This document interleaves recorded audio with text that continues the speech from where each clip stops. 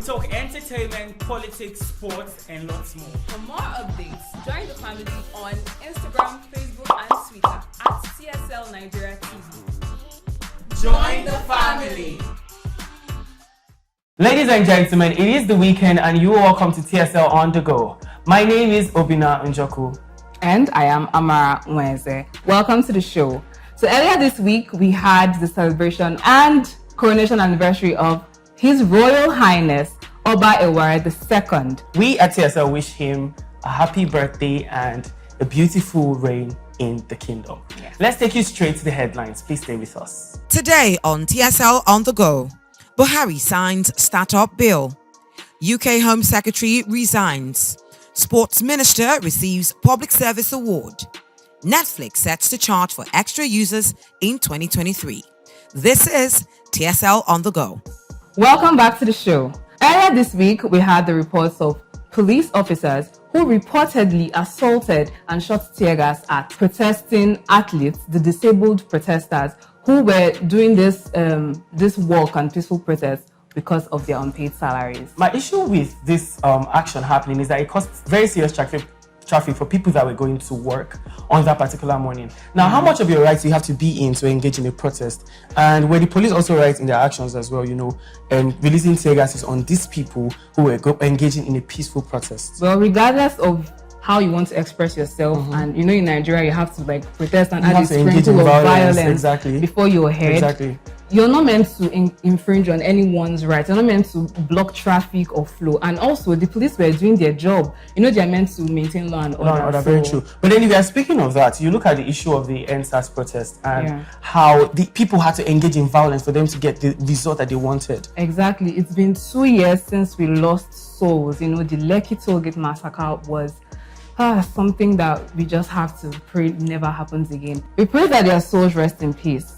Another annoying thing that's happened is that nobody till today has taken the blame of who exactly called the shot.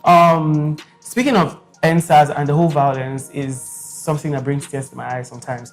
But let's look at the brighter side of things. ASUU has called off the strike, which means that students can go back to school and education finally can resume. Yeah. It seems like the government is trying to patch up their errors at this time. Exactly, before they leave office. But anyways, let's go back over to Ella and MM and see what they have for us on the entertainment segment. Please stay with us. Hey guys, it's another day to get your weekly dose of us here on TSL on the go, here on the entertainment canal where we talk strictly entertainment. I am MM Udor and I have here with me the beautiful.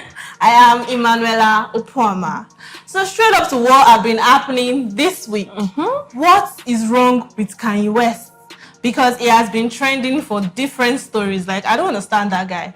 This time, the family of racial violence victim George Floyd threatened to sue American rapper Kanye West over a comment he made on an hip-hop podcast. He said George Floyd died of the use of hard drugs. Wow. Rather than by the policeman. What kind of statement is that? First off, what is wrong with Kanye West has to be a rhetorical question. Because we should all know by now that guy has serious mental issues. Because, the death of George Floyd was practically recorded. Yeah, it was recorded. Yeah, the policeman, his knees was on his neck and he could not breathe. So, what is he saying about fentanyl overdose? That comment is very insensitive. First, think about George Floyd's child, trying to be re-traumatized by that statement. Although he's trying to be free speech, but free speech is not about lying or harassment.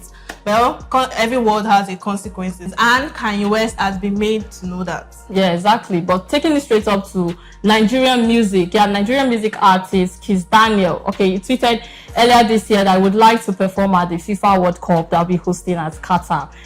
First off, the reactions we got at that point was Kiss Daniel, will you be able to do this? But then he actually got the deal and is actually going to be hosting the FIFA World Cup.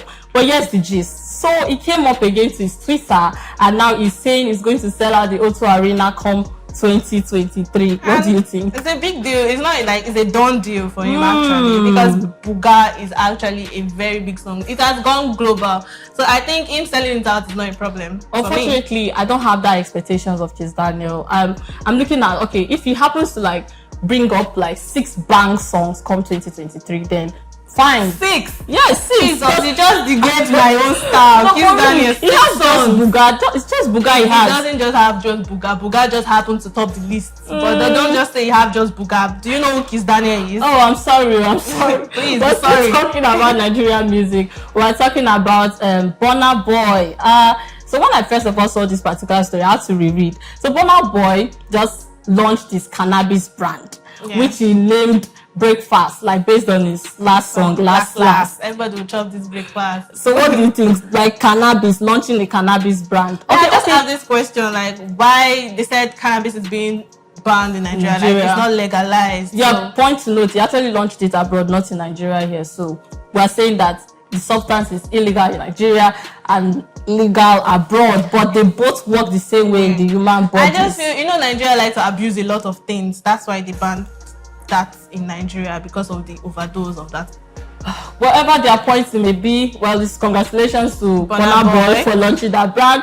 Well, we have these stories and more, so let's take it straight up to the news in details. President Muhammadu Buhari earlier this week signed into law the Nigerian Startups Bill 2022, aimed at putting an end to the nationwide harassment of youths carrying laptop computers, among others. The Minister of Communications and Digital Economy, Issa Pantami, who made the disclosure while briefing newsmen in the State House Abuja, indicated that with the new legislation, the Digital Innovation and Entrepreneurship Council will also be chaired by the President. The Nigerian government said plans are underway to restructure the National Youth Service Scheme (NYSC) to include a diaspora support scheme.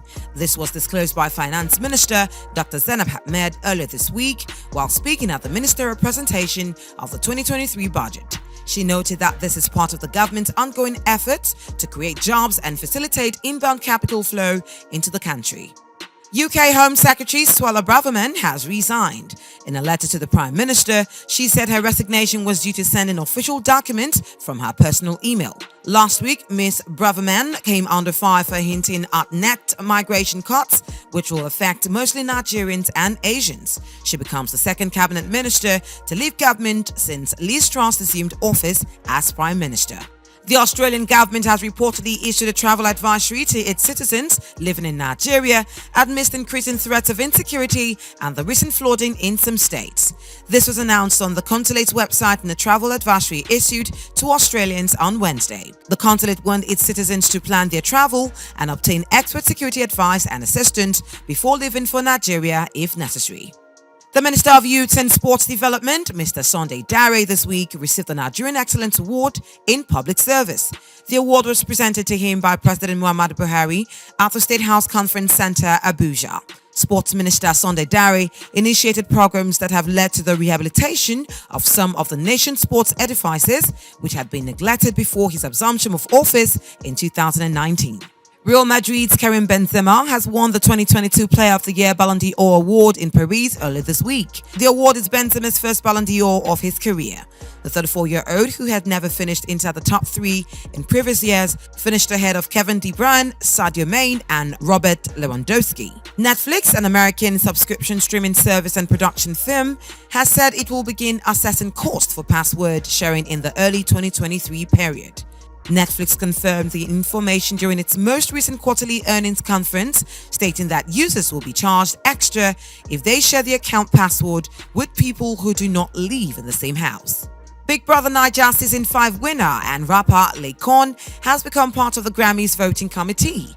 This is coming after he passed the selection process for Grammy voting members. Subsequently, the announcement was made via the Grammys official Twitter account on Tuesday, 18th October 2022. Nollywood actress Halima Abubakar, who is currently down with an unknown ailment, has announced her exit from the Nigerian movie industry. This was made known by her management in a statement which was shared via her Instagram official account. Thank you so much for staying with us on the show. So I'm going to be doing a little pop quiz. So if you had the opportunity to go on a tour with one of these artists, we're talking of Ruga or Ashake, who will you be going with? Just share your answers in the comment section. Wow. Remember, fine boy Ruga or Ashake. Thank God you even said fine boy Ruga. I'll follow him and wear his eye patch. Like, what I go for Ashake, but that's fine. We did it. No, sorry, no. Well, you guys should drop your comments right below in the comment section. Who are you picking? It's over to Amara and Obina. Thank you, Ella and MM, for always giving us beautiful content on the entertainment corner. Over. over to you, my love. Okay, so we have to end this show with a troubling story that has been on and on this week. That's the story of IBD, Yes. popular business man and car dealer, who has been arrested by the police due to the death of his wife and a fire incident that occurred. It's so sad that we have to be talking about someone's death here. We pray her soul rest in peace. The whole thing about this is that there's a lot of backstory to this, and we can never really know the full story because it involves marriage and things like that are really personal, you understand? But I really, really hope that justice is given to this story. I hope so, and too. everything doesn't just get buried under the carpet. Anyway, guys, we've come to the end of the show. We have to talk about the flood. It's getting worse. It's getting worse. It's moving on to different states now, Definitely. Oyo. And see, we don't know where it's coming. The government has to come up, step up. Urgent action. Relief materials are not even urgent helping. action. That's why it's not even a because I saw a solution. video where they're giving cups of rice to the people. Are they supposed to boil the rice with their anger? How are we meant to work with this? Please, we have to do something urgently. It's Nobody terrible. is safe. So this is a shout out to the government. Please, let's do Do something the right about thing. this. That is all we can take on the show this weekend. Please do not forget to subscribe to our YouTube channel. At TSL Nigeria TV. I have to help you all the time. Open up, but it's fine. Why are we a team? Till next time, guys. Bye-bye.